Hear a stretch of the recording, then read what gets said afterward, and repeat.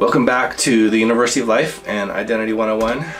This year I thought I was going to make it through winter without getting sick, but I got that cold this week. But I thought, as long as I'm feeling kind of a little miserable, what better time is there to talk about feeling good all the time?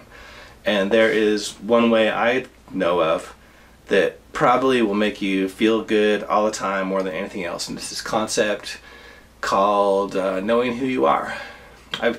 I remember when Brene Brown used that phrase. You remember her viral TED Talk about vulnerability, great talk. And at one point she says, you know who you are when, and then she goes on and she gives a personal anecdote about who she is, but it doesn't answer the question of when. I mean, when do you know who you are?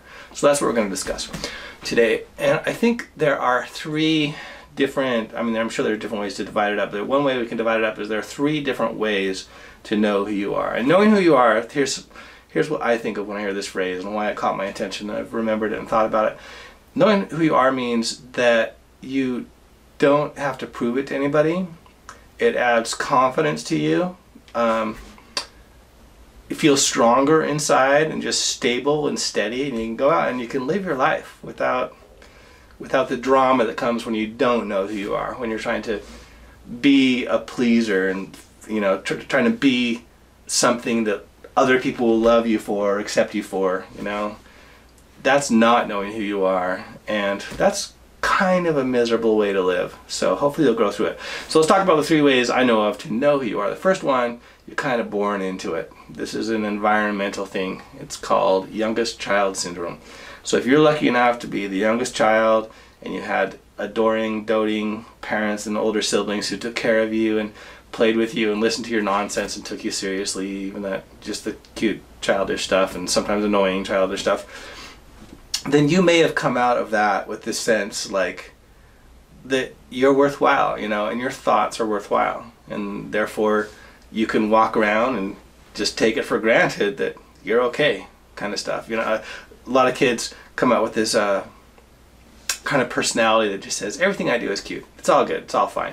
And I'm kind of envious of those people because it seems so effortless. They seem so lucky that they got to get it so easily. But I really adore these kind of people. They're fun, they're light, it's kind of cheery. Oftentimes they work the way into my fiction, like Amy in my Art of Heart trilogy, or Melissa, sort of. She's a super cool character in my book This. So I really like those ones. But since most of us were not so lucky to be this well cared for youngest child, we got to choose from one of the other two. And the second one, I think this one is probably the most common.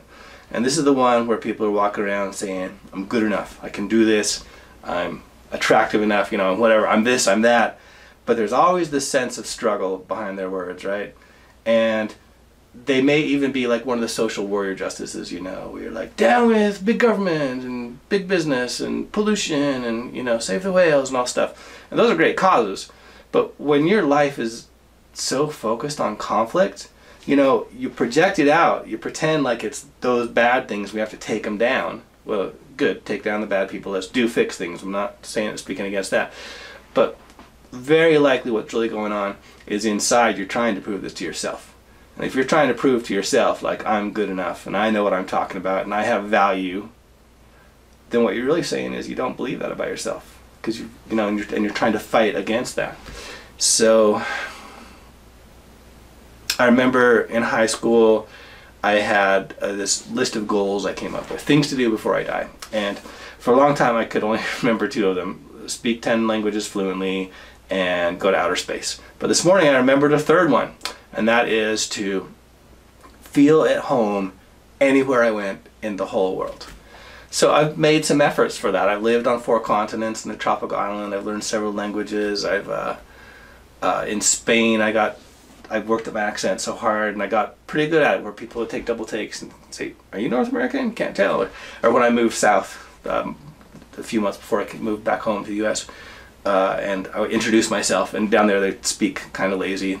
And as I was introducing myself to this group, this little 10-year-old stood up and said, "Hello, he speak better now," because they dropped the S's off their words. So I've done a pretty good job of that, but at the same time, there's always, well, not always, but there's often also this sense of not quite safe. Like I have these dreams. Like last night I was somewhere in the jungle and they were like bad guys, like terrorists or something like that, and we had to outsmart them and get away. So I'm not all the way there. There's still a little bit of that in me, but I'm getting there.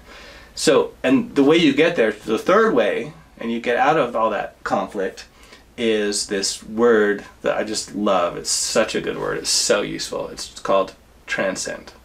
The way you transcend that state of struggle is you just stop asking the question. You stop wondering, am I good enough? And you just say, look, I'm fine. I accept myself the way I am. And if somebody else doesn't think that's good enough, then that's their problem, not mine. And the cool thing about when you accept yourself that way and you just transcend the question, you stop asking it, you just rise above it, is that you begin to project this art, and other people take their cues from that and they start thinking of you that way too, and they kind of receive your self-assessment. I remember a few years ago I went to an interview, and you know what an interview is, right? You go somewhere and somebody sits across their desk maybe and they judge you to decide whether or not you're good enough. So I was feeling a little nervous, just that whole judgment thing. But then it dawned on me, like, this is ridiculous. I am totally qualified for this. I have nothing to worry about. And so I did a 180 in my thoughts, and I walked in with this thought in my head. I thought, rather than, letting this person judge and evaluate me, I walked in thinking, I will give you your opinion of me. So walked in with this, steady eye contact and firm handshake. We had this great conversation for 10 or 15 minutes.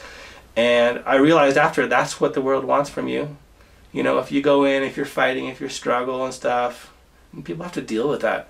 But if you go in thinking, I'm good, then, and you kind of present your best self, then they get to interact with the best version of you. And then that helps draw out the best version of them as well. It's so much more fun, so much more pleasant.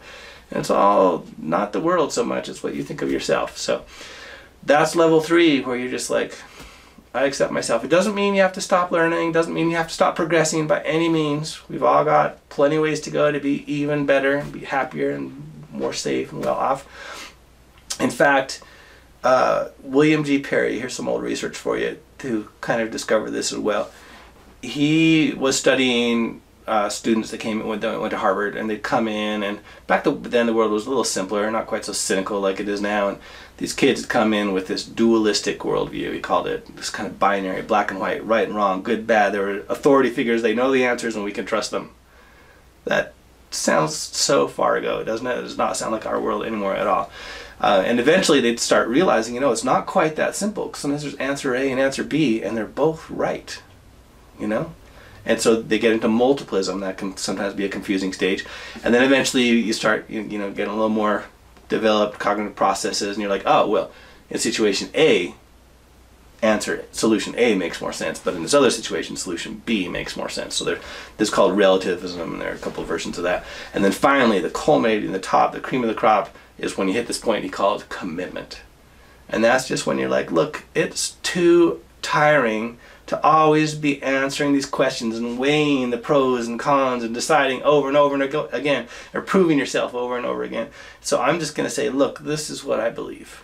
No, it doesn't mean you stop learning, it doesn't mean you're closed to new information. In fact, the people who are most close to new information are probably not there yet.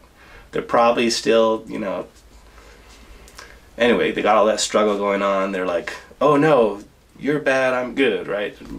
Closer to dualism or something, I don't know. We have all different stages going on at once in ourselves, of course. But commitment is so much more comfortable.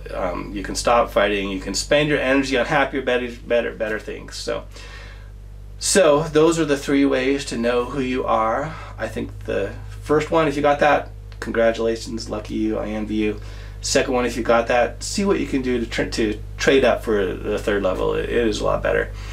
So subscribe to this channel, because we're going to, in this course, Identity 101, we're going to cover so many different aspects of you, so you can start to figure out, oh yeah, I'm that, and you can commit to it. And you can, we'll explore like the external version of you, which is actually not you at all, but it's things around you that you identify with. And then the surface level of you, things that anyone can see about you if they actually try and take a closer look. and then the internal version aspects of you, which I'm sure you're not even completely familiar with. And as you do, you'll say, oh yeah, you'll recognize yourself, and we'll have some homework where you figure out I'm this, that, and the other. And if you'd like, I don't like that, I want to be this one, then you can change. It's not really that hard. But no matter what, it's not like I'm going to talk you into believing in yourself. You're still going to have to make that step to say, I accept myself as I am. I commit. I'm just going to work toward that, exercise that thought until it gets ingrained in your brain, until it starts making sense. And then I think you'll feel so much better and make other people feel better and just make the world a better place.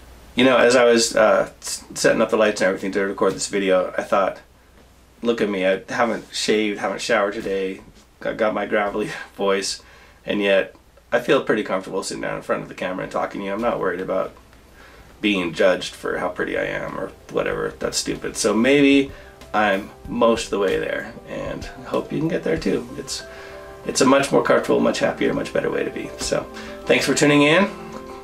Subscribe, tune in next time. Until then, live smart, live